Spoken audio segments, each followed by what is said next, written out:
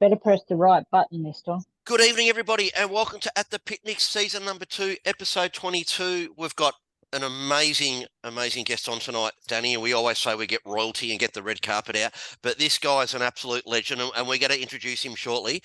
We'll just quickly talk about Alexandra last week. I didn't get down there, Danny, either did you, but I heard it was a wonderful day. No, it was a great day out by all accounts. Track raced really, really well. Everybody had a lot of fun down there, and there was a really nice crowd from what I heard. So mixed success bags for everybody. Yes. No Sean this weekend. No Sean on Sunday. Benny Moffat's picked up all of Sean's rides on Don Dwyer's horses, and we've got the Hinnamungi Cup coming up. I'm heading up there, Danny. What am I expecting to see when I get up in the middle of nowhere? It is a cracking day. It will be very warm up there. Yes. They've got a couple of beautiful big shady trees and a ripping set of old club rooms. Food is always fantastic up there too, just quietly. Good. And it'll be a ripping day of racing, I must say. Unique course, very big downhill bend into a Dog's Lake home turn, and but it's a very big track. People don't actually realise how big it is for one of the tracks up there, but definitely another one that's on the side of the hill, and a very picturesque place to get to as well. Nice. Up through the high country. Definitely been a little bit different a few times going up there over the years after fires and whatnot, but there's a fantastic country community up there, and everybody rallies behind the day, and local footy club and cricket club, netball crew and everybody else get up there. Great passions on the field. Love it. And yeah, it's a really, really good day out. Lolly drop for the kids and lots of fun to be had for everyone. Now, someone told me that 350 days of the year that is a sheep paddock, and they heard him off about a week before. Is that true, Daddy? Or some people said it could even be goats. I reckon it's pretty right by what's left behind them on the ground. Yeah, and I must say, one year when I walked the course, the amount of Irish prickly thistles that were on the inside of the track was quite phenomenal. But I saw probably the biggest huntsman I've ever seen spittle across a racetrack when I was walking the course pre-race. I'm like, Jesus Christ, I don't want to come down here. No. They've got a couple of ripping big old trees that I'm tipping it had a home in, and I reckon it would have been the size of a dinner plate. It was huge. Jeez. Okay. Well, something to look forward to. All right. Our special guest this week, Danny, we have got a gentleman, and people are probably going to recognise him, I reckon. We've got Laurie Paltridge. Did I say that correctly, Laurie? You certainly did, yes. I've done well. Former jumps jockey, a farrier, and now I'm going to say a well-accomplished cyclist, if you don't mind me saying that, Laurie. Welcome to the show, mate. Thank you, yes. Now, tell us a little bit about, we always ask this question to people, how did you first get involved in horse racing? Well, it's a funny story. When I was a kid, our farrier who used to come down from Adelaide 200 miles away to shoot the horses was an old jockey, jumps jockey. And I was only 8 or 9 at the time, and I'd sit down and hold the horses while they're shooing, and he'd be telling me these fantastic stories, and he'd be telling me about AP Ware and Neville Rantail and all these blokes, and it just used to fascinate me. And I think from about the time I was 12, all I ever wanted to be was a jumps jockey. And the funny thing is, when I finished being a jumps jockey, I became a farrier. I didn't realise, until I looked back that Bricky Pratlove had such an influence in my life. Now, with the amount that farriers charge, Laurie, you're obviously a very rich man. Geez, I'll tell you what. Depends on how many of them pay you. Well, I'm very lucky. I mean, Wilds and all that have, run a fantastic business. But, it's amazing when we were just talking before about the cost of everything. A set of wide plates that I run on some of the bigger, jumpers, they're $60 to buy for the set. It's just amazing. When you think back, you used to pay $14 or $15 for a set of plates. Now you're paying, $60 for some of these. It's a lot of money. It's amazing it is, and it's amazing the different weights in some of the different shoes and that, going from steels even into aluminiums and your different sort of aluminiums that you guys have these days. It's there's certainly a science to it now. There is, yes. Are you still getting around and doing a bit of farrying, Laurie, or is I'm just on the injured list. I had a little tumble on the push bike, and broke my arm and pelvis. So I've got over the pelvis and the arm's just about right. So hopefully back in about a month's time, back Wow. shoeing horses again. That's So unbelievable. whereabouts were you when you stacked your bike, and what happened? Well, it's a very simple thing. I was just riding and we're just getting ready for the Dirty Warnie, and which is 140 k's on gravel. And the week before that, we're just riding along, and one of the people I was in, there were 6 of us riding along, and we nearly finished the ride. Anyway, she came over a bit close to me to talk, and she locked the handlebars in my handlebars, and then panicked Oh, and pulled away. shit. And the front wheel turned at 90 degrees, and I did a somersault into the ground, and you just couldn't have scripted it any worse. Right beside me where it was a post, and I hit the post with my back, and so I broke my sacrum and pelvis in 2 places. So it's been a good little injury to get over, and the ground's very hard. So Now, just to doesn't explain, get any softer as we get older, either. it does not. At that grey hard ground that's cracked. Oh shit, it hurt. Yeah, I'll bet it did. so Bloody just hell. to explain to people, the Dirty Warnie is a racing event in Warrnambool, nothing to do with Shane Warne. No, it's a big race for the Melbourne to Warrnambool, but on gravel. And it goes from the big one starts in Geelong. That's 100 and I think 200 and something k's, and the one I do is the shorter one, which is 140. All on gravel. Jesus Christ. All on gravel. Yeah, from Forest through to Warrnambool. Are you actually on racing bikes still, Laurie? Yeah. Yeah, well, racing gravel bikes. I mean, I race on the road as well. Yep. Well, I did until this, and then but just when you're on the gravel roads going through the blue gum plantations, and it's pretty rough and ready. So you've got to have bikes with bigger tyres and things like that, and bigger wheels. And I know, watching the Tour de France, when they sometimes do some legs over the cobblestones, quite often you see that they get punches. So is that the same thing on the gravel? Yes, yeah. Well, now, most of the wheels are tubeless now. Tyres are tubeless, and they've got goo in them, and it's exactly the same as the car tyre. If you manage to get a flat through a stake, you just pull out and put a plug in, and spin it around a couple of times, and it seals, and away you go again. So it doesn't hold you up for too long. No, that's great. Yeah, providing your hands work and you can see, because I mean, if you're on the rivet, you're not focusing too well, other than the wheel in front, and your hands are bouncing up and down. They go, they go to sleep on you and things like that. Yeah. Crazy. I love it. Get Get me into it, Laurie. So just on that token, so going from riding over the jumps, you've now found something else that you can fall off. Yes, very much so.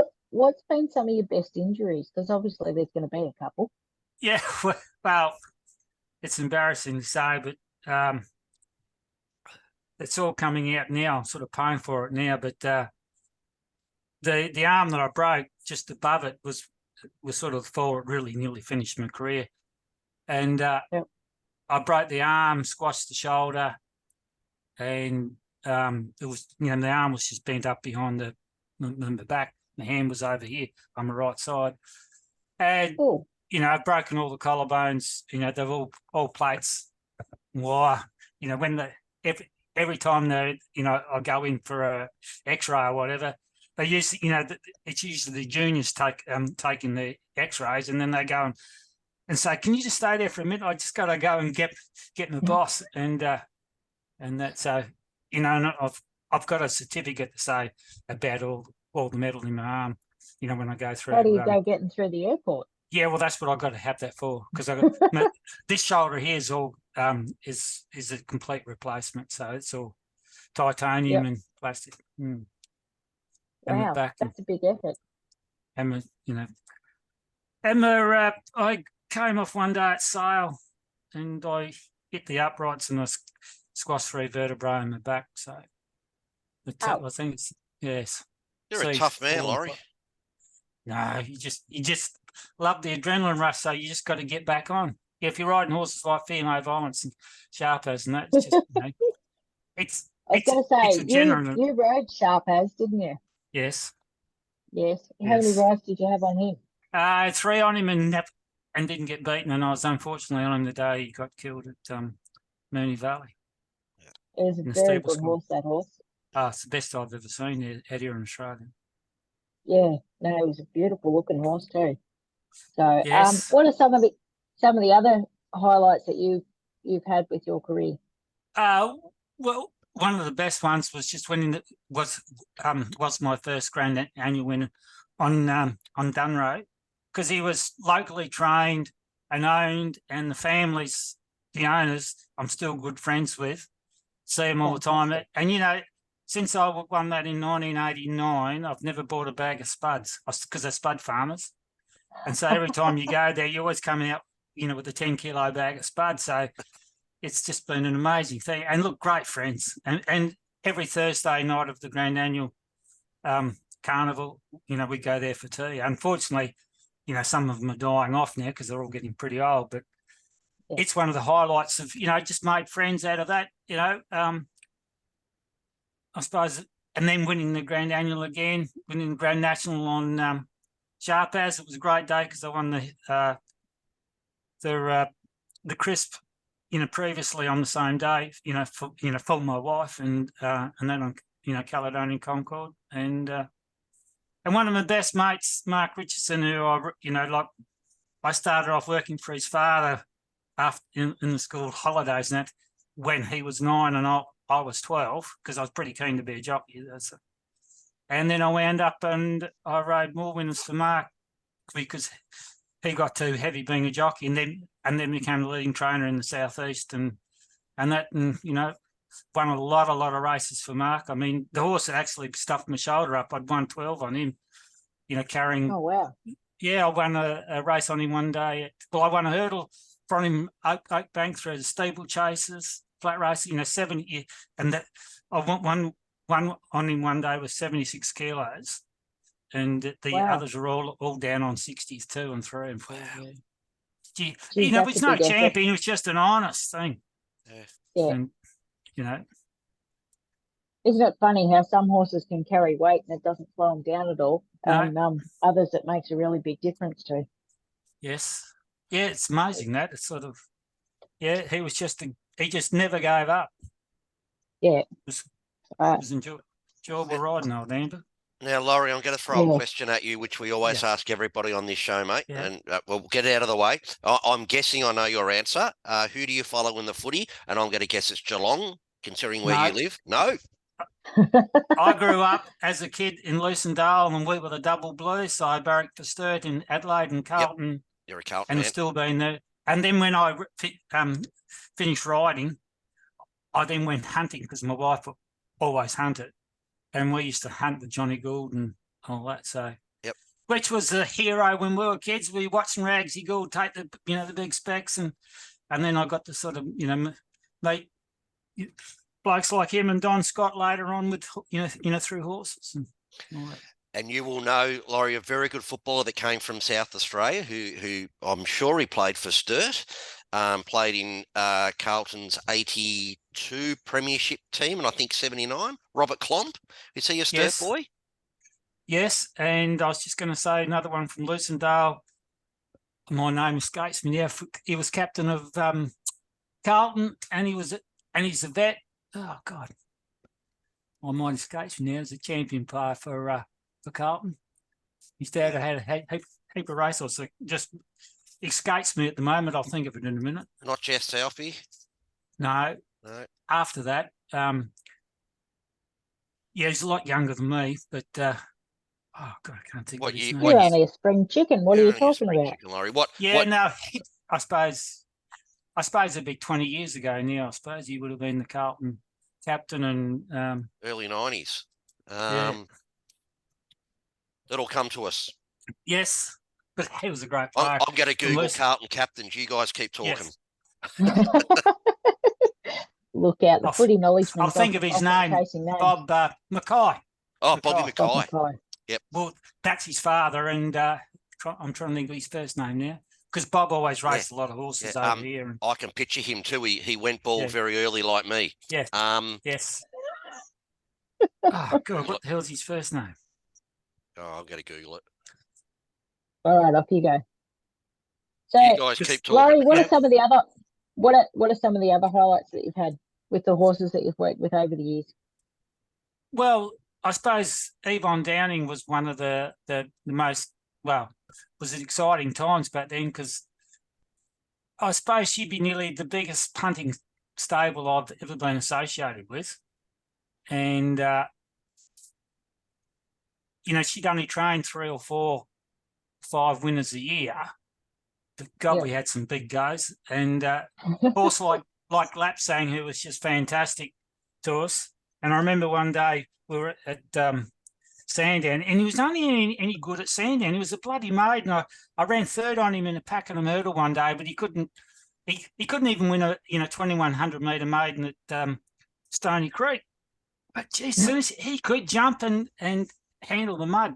And I remember this day at Sandown, it was knee deep in mud, and Yvonne said, "This horse will win, Laurie." And they just went in, and the owners came in and said, "We've got 15 to 1 or whatever." Everyone said, "Go back and hit him again." And it was just amazing the money we got out of that. And I tell you, one of the other highlights when I just think about it, I didn't ride, it was when your dad's horse won at Seymour one day, because I used to ride at work. I'm trying to think what the hell, I used to pull like hell. And anyway, Gerald would ride her in the race, and she was about 10 lengths behind the last horse, and she just rounded him up. And I got a brand new suit out of that day. I'll never forget that. Skiddies, yes. Yep. It was sort of all those things. And it was, look, in those days riding back then, it was great because, you've got all the McLarens and all that all trained, and everyone got a quid. It was different to today. It's all a business. But back then, I mean, you walk into the stables at Skinny's there, and Ray McLaren would be there with a more cigarette in one hand and a can of VB and the other at 5 in the morning. "Would you like a soup, Laurie?" "Yeah, we'll jump on this one and ride that." It was just, down, and that's just how they were. And you had Moose riding around on a push bike with a slab between the handlebars and his 3-legged dog, and I remember Moose. Yeah. And then I came back later as a farrier and worked for Peter Straff, and there I was back at Epsom again. At Epsom again. Shoeing horses again. So it was... There's some good times at that track. Oh, it was. And look, the horses, and... Because you didn't have to win big races. It was... Because you always got to quit. It's like... It was just exciting. The picnics. Yeah, yes, the picnic still reflects that, whereas you go to the pro races these days and it's just a business for everybody. It really, you miss that charm and the character that really comes through with the smaller racing community. Yeah, and because everyone, a lot of the jumpers all ran at the point at the picnics, and then we had the point to points, and we'd all be there at popping around, because they'd run trials and that at not so much Oaklands, but Melbourne Hunt. Granny Hunt Club. Yeah, Melbourne Hunt Club. And I've still got a video of one of the point to points there, and all those horses go around. It was just a great day, and it was like Oakbank until they lost that. I mean, there was always parties and barbecues, and everyone, it was just a great day, and that's when you had crowds at races. Yep. That's just like you said, the picnics. I mean, that's what racing exciting then. You go there now, and I mean, the trainers don't go. If you see more watching it on TV because they do the interviews as strappers or something like that. I mean, God, most of the time the horses are only there for 2 hours before the races, and they just, they run a truck shuttle service, and they're gone. It's a completely different game. Now, Laurie, was it Andrew Mackay? That's it. God, I haven't run into him for years. When you get older, you start forgetting names. Yeah. I'm not far behind. I remember Bob all the time because he was in racehorses all the time with Michael O'Leary. And, when I used to ride O'Leary's horses, quite often Bob would be in one, sort of. It's easy to forget names. I'm terrible for it. We've got about 9 minutes left. Danny, if you want to shoot some quick ones at Laurie. I'm just going to keep it pretty cash. Hey, Laurie, what are some of the best jumps racing memories that you've got, like riding through the paddocks at Warrnambool and things like that? Yeah, well, my favourite track's Casterton, because at Casterton, the horse had to jump. You wanted to jump the jumps. They're just beautiful, those hedges. And you really had to, and you have to think. Yep. And if you can't think and ride, you just can't win at Casterton. And I mean, one of my favourite memories there is I didn't win because the horse broke down on me, but he broke down a lap from home. We cut every corner off. We squeezed them up. We ran them there, and I got beaten about a half length. And the poor bugger couldn't walk when he pulled up. But he just never gave up. We had, we'll give him the one that beat us about 10 kilos.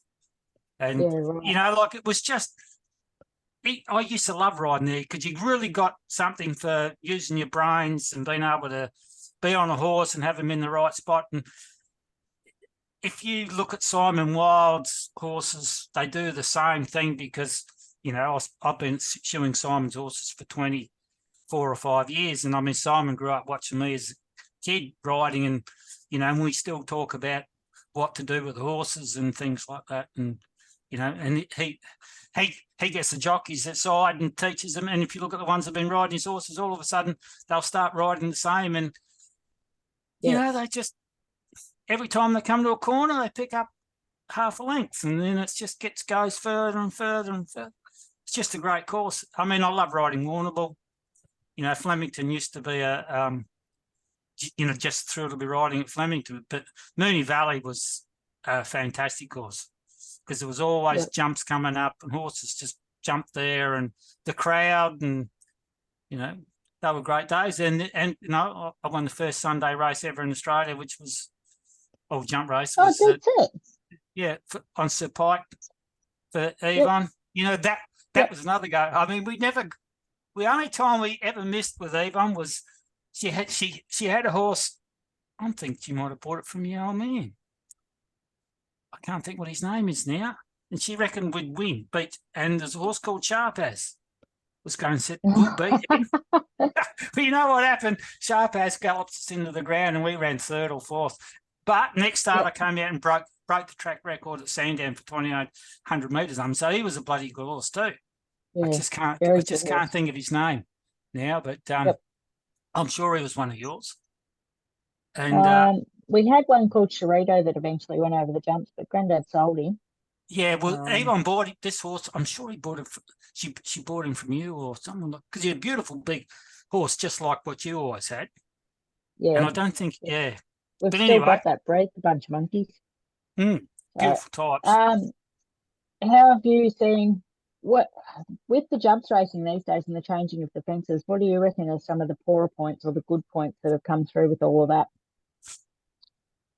The good points are the horses don't get hurt as much with the biggest problem we used to have with the hurdles was that they weren't looked after and there was a lot of rough edges on the pads and there'd be screws sticking out and horses got injured just because they hit, not because they make a big mistake, but they just flick over it and then there'd be a tech screw holding the rubber tire or whatever or the tread or whatever they used to use as a padding and things like that. Where now with those new hurdles, that seems to be a thing of the past. The jumps are the steeplechase fences aren't too bad. The biggest problem is there's not enough of them in a race. I mean, Pakenham's woeful. There's just not enough jumps for the horses to concentrate. For the horses, because when I talk about a horse like Lapsang that was, he won Australian steeple and all that, was slow, but he could jump. Those horses just don't get a chance anymore because, there's so much galloping with no jumps, and that's why when they go to Casterton and if they can jump and turn, there's 18 fences in a 2-mile chase. You go to Pakenham, 10. And but I realise things had to change because people's, the world's changing. There's, the weight brigade have really taken hold.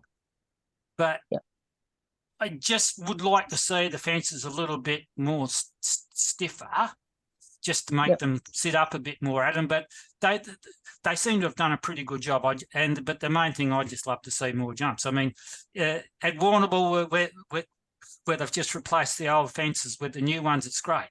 But as soon as you get to these other tracks like Ballarat and all that, it's bloody boring to watch because you're watching slow old horses plod around. There's no excitement. They need to be good gallopers on the flat now and be able to jump a little bit rather than good jumpers. That's exactly right. And they can make a mistake and get away, which they couldn't before. I mean, one of the exciting things that been at Moonee Valley was the one and the jump up the straight to sit there and watch them go stepping over that right in front. It was exciting. I mean, look at jumps like, there's one of Soleri's son, Eric used to train it with Brian Constable on. I mean, he stood off outside the wings. I mean, what a leap.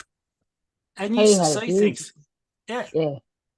It was amazing to see some of those good horses leap. They just had such an extraordinary leap over fences. They stand off a stride and a half, and they still get over it. And it was exciting. You walked away, with the hair on your back of your neck, standing up and exhilarating. I mean, I got to say, I don't feel that unless I watch in Casterton. I love watching the steeplechasers go around at Casterton because that's really, you see the mistakes and see the ones, that ride it beautifully. I mean, because when Craig and all that retired, you sort of lost all that. And then we had all these new fellas come in and they didn't really understand riding around our tracks.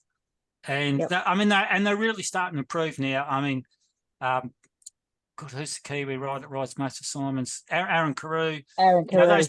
He's really learnt to ride around our tracks, cut corners, and some of the others, McCarthy boys, are really starting to improve.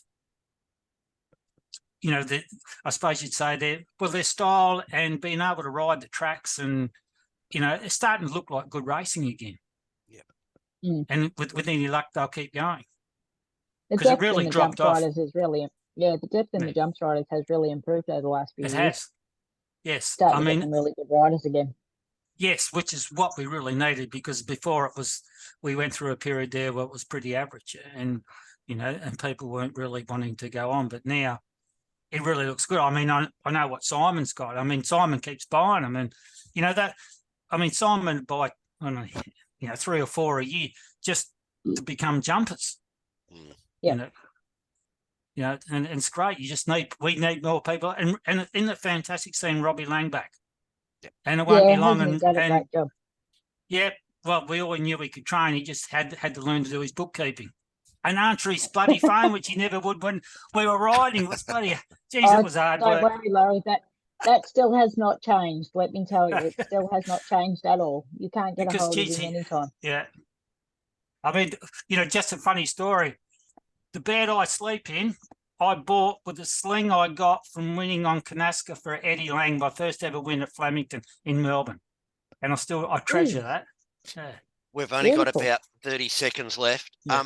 Laurie, we're going to have to get you back on the show again, mate, because I think we've only just tipped the iceberg here, where there's so many things you could tell us about. Thank you so much for coming on, mate. Oh, pleasure, we'll be in contact and get you on again. Danny, you're going away for a few days. Enjoy. Both will be my replacement, evidently, for the trip while I'm away. Good luck to everybody over the weekend. Thanks, Belnaring as well. Everybody stay safe. And and for Belnaring, good luck to my horse. All right, thanks to Picnic Bet. Hope everyone has a great weekend. Take care. See you later. Thank you. Catch you. Bye, guys. Bye. Bye-bye. See ya. Bye.